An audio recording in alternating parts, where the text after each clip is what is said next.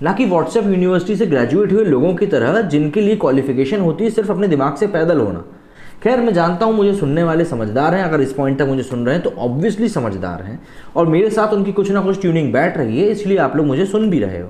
तो इसीलिए मेरी आप लोगों से, जो गिने चुने लोग इस पॉइंट तक इस वीडियो के बचे हो, मैं आपको सिर्फ एक चीज़ ये बताना चाहूँगा, देख तेरे संसार की हालत क्या हो गई भगवान के, कितना बदल गया इंसान।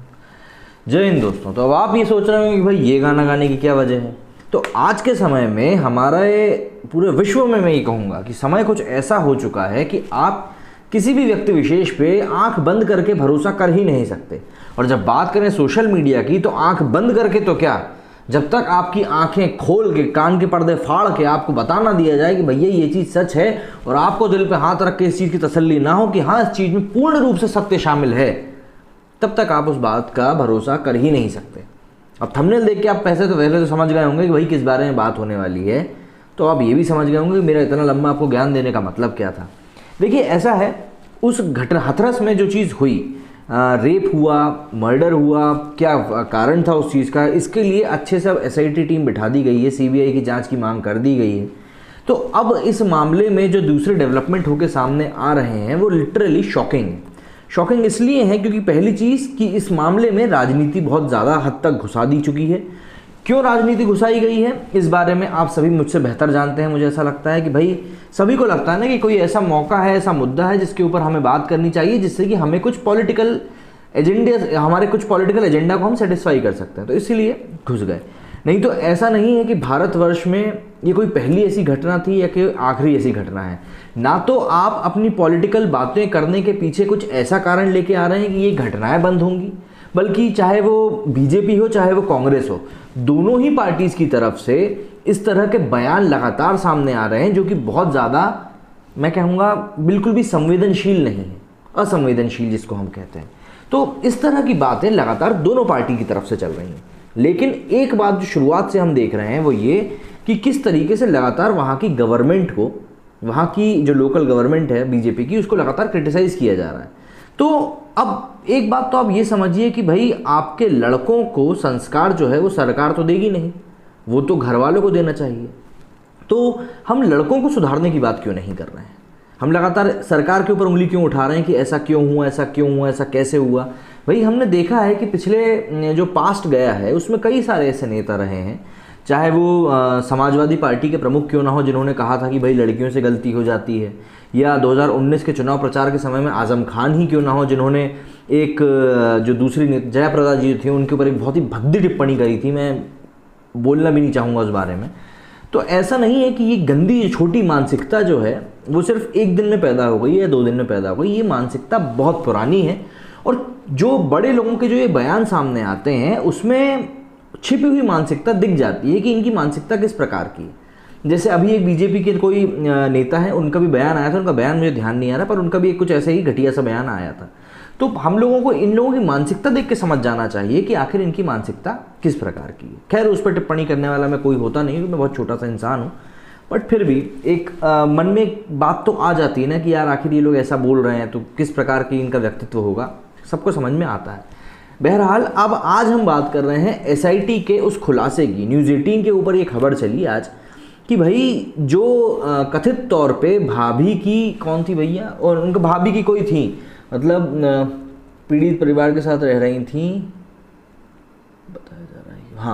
बताया जा रहा है कि उक्त भाभी सितंबर 16 से 22 तारीख तक परिवार के साथ रह रही थी। इस दौरान अपने नक्सली आकाओं से भी वो लगातार कांटेक्ट में थी। और ये सब पता चल रहा है क्योंकि जो वो बयान दे रही थी ना वहाँ बैठ के, आपने देखा होगा कुछ बयान सामने आए थे कि मैं अपने ट्विटर पे उनको रीट्वीट करूँगा, आप वहाँ जाके देख सकते हैं। ये इसके ऊपर मेरी आईडी है ये ट्विटर की। तो उस वहाँ पे वो साफ साफ कह रही थी, जो दूसरे लोगों को भड़काने की कोशिश कर रही थी, सरकार को गलत तरीके से एड्रेस कर रही थी, वो सब चीज़ें वहाँ कर रही थी।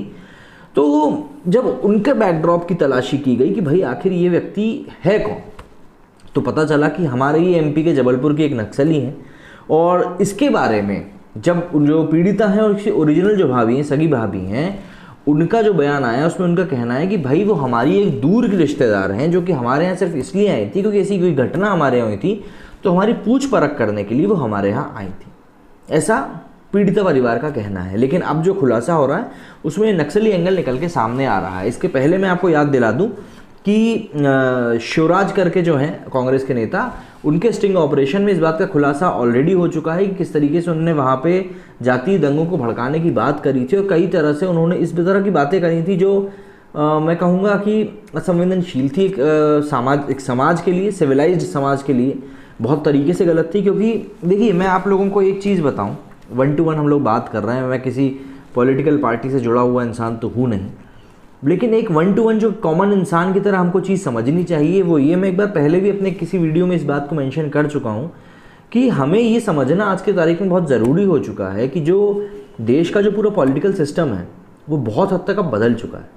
एक समय था 80s 90s की हम बात कर लें, पॉलिटिकल सिस्टम उस समय का ऐसा हुआ करता था कि आप धर्म के आधार पर चुनाव लड़ा करते थे।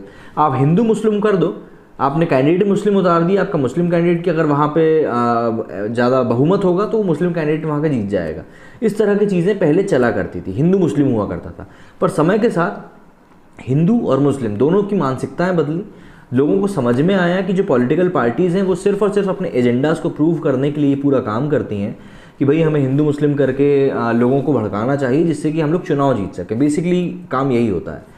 अब जब लोगों को ये चीज़ समझ में आ गई है कि नहीं, पिछले 8-10 साल में सब समझ में आ गया कि भाई ये धर्म के ऊपर अब हम चुनाव नहीं जीत सकते, बहुत खेल लिया इसके ऊपर और अब हम इसके ऊपर चुनाव नहीं जीत सकते हैं। तो अब जो पार्टियां हैं वो पावर में आने के लिए जातीय का कार्ड खेल रही हैं कि भाई ऊंच जात नीच जात होता है, कि ऊपर वाले नीचे वालों को परेशान करते हैं, ये सब चीज़ें होती हैं। मैं बिल्कुल मना नहीं कर रहा हूँ कि ये सब चीज़ें हमारे देश में नहीं होती हैं, लेकिन जिस तरीके से इनको प्रेजेंट किया जा रहा है और जो सॉल्यूशन बताए जा रहे हैं, जैसे मेरे ख्याल से किसी ने तो भी कहा था कि भाई सभी को रिवॉल्वर के लाइसेंस जारी कर देना चाहिए, हम लोग खुद अपनी रक्षा कर लेंगे। ये एक देश में सिविल वॉर कराने का तरीका होता है, एक अगर मैं अपने सही तरीके से आपको बताऊं तो भाई ये कोई सॉल्यूशन नहीं है इस चीज़ से बाहर आने का। सॉल्यूशन इस चीज़ का बस यही है कि जो आने वाली पीढ़ी है उसको इस चीज़ के लिए एजुकेट किया जाए कि जो जात के नाम पे जो ऊंच नीच की जाती है, जो भेदभाव किया जाता है, वो पूर्ण रूप से गलत होता है।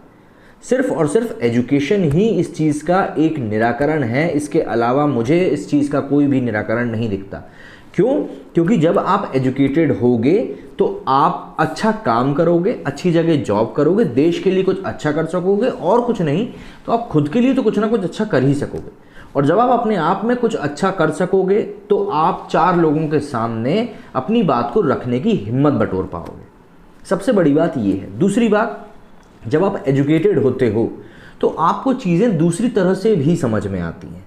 ये नहीं कि आपको किसी एक फला मंत्री ने आके कुछ बोल दिया कि नहीं यार ऐसा ही करना है तो आप उसी रास्ते पे चलने लगोगे। नहीं, जब आप एजुकेटेड होते हो तो आप सामने वाले की बातों का आकलन करते हो कि यार ये व्यक्ति विशेष जो चीज़ मुझे करने के लिए बोल रहा है, क्या वो चीज़ सही है, क्या वो चीज़ मुझे करनी चाहिए, और क्या जो चीज़ वो मुझे बोल रहा है मुझे उसको चेक करना चाहिए। ना कि व्हाट्सएप यूनिवर्सिटी से ग्रेजुएट हुए लोगों की तरह जिनके लिए क्वालिफिकेशन होती है सिर्फ अपने दिमाग से पैदल होना। व्हाट्सएप यूनिवर्सिटी से आपको ग्रेजुएट अगर होना है तो मैं आपको बता दूं, आपको सिर्फ दिमाग से पैदल होना पड़ेगा और कुछ भी नहीं। तो हमारे देश में कई ऐसे लोग हैं जो कि व्हाट्सएप यूनिवर्सिटी पे उनको जो पढ़ाया जाता है वो चीज़ आगे फॉरवर्ड कर देते हैं बिना ये सोचे समझे कि उस चीज़ का क्या इम्पैक्ट हो सकता है, प्लस उस चीज़ से क्या क्या डिसएडवांटेजेस हो सकते हैं, प्लस जिन लोगों को आप फॉरवर्ड कर रहे हो और अगर वो फेक जानकारी निकलती है तो सामने वाले व्यक्ति को वो किस तरीके से आहत कर सकता है। हमने कई सारे ऐसे मामले देख लिए हैं जिसमें कि व्हाट्सएप ग्रुप के एडमिन से लेकर मेंबर्स तक को सिर्फ इसलिए गिरफ्तार किया गया क्योंकि वो आपस में फेक न्यूज़ को स्प्रेड कर रहे थे। ये उनको भी नहीं पता होता है, लेकिन बात वही है ना कि जब आपको किसी चीज़ के बारे में अच्छे से जानकारी नहीं है तो उस चीज़ को आगे क्यों बढ़ाया जाए। अगर आपने ध्यान ना दिया हो तो मैं आपको याद दिला दूं, बीच में व्हाट्सएप ने कुछ ऐसे ऐड भी रन कराए थे, आई थिंक 1 साल पहले की बात है। उस ऐड में उनका मेन एजेंडा यही था कि भाई आप लोग बिना जांचे परखे किसी मैसेज को फॉरवर्ड ना करें। पर लोग नहीं समझते हैं, जब तक उनके साथ कुछ ऐसी चीज़ नहीं घट जाती जो कि उनके दिमाग पे इस तरह का इम्पैक्ट डाल दे, तब तक लोग नहीं समझते। खैर, मैं जानता हूँ मुझे सुनने वाले समझदार हैं, अगर इस पॉइंट तक मुझे सुन रहे हैं तो ऑब्वियसली समझदार हैं और मेरे साथ उनकी कुछ ना कुछ ट्यूनिंग बैठ रही है, इसलिए आप लोग मुझे सुन भी रहे हो।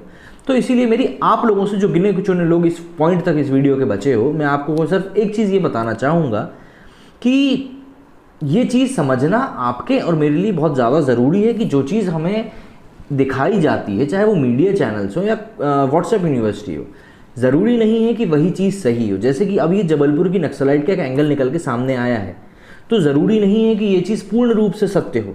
मैं तो ये भी कह रहा हूँ, ये भी पूर्ण सत्य नहीं हो सकता। इसीलिए किसी भी चीज़ के ऊपर टिप्पणी करने से पहले ज़रा सोचें कि आपकी उस टिप्पणी से कहीं उस व्यक्ति विशेष को कोई परेशानी ना हो। बस बेसिक सी बात इतनी है। और ये जो जाति के रूप में जो एक नैरेटिव आजकल फैलाया जा रहा है कि भाई आपको परेशान किया जा रहा है, ऐसा किया जा रहा है, वैसा किया जा रहा है, जब आप अपने आत्मविवेकन से सोचेंगे ना कि क्या ये चीज़ सत्य है, तो आपको 50% डाउट तो आपके वहीं क्लियर हो जाएंगे कि जो सामने वाला व्यक्ति मुझे बताना चाह रहा है कहीं ना कहीं उसमें अधूरा सत्य है। मैं ये कहूँगा ना पूर्ण सत्य है ना पूर्ण झूठ है।